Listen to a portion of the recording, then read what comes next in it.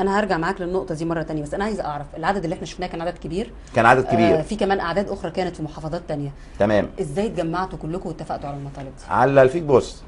على ايه؟ يعني مثلا على النت.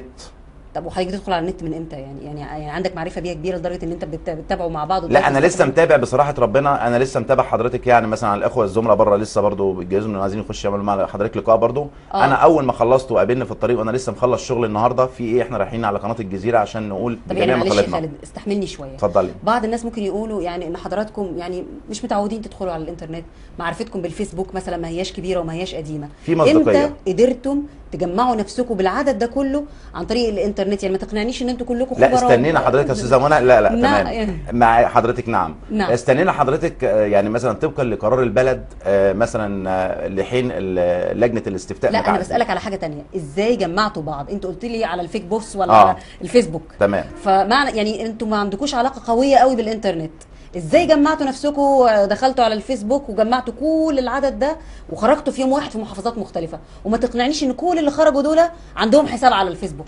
تمام. النهارده كل اداره حضرتك في محبه بين الامناء وبعضها.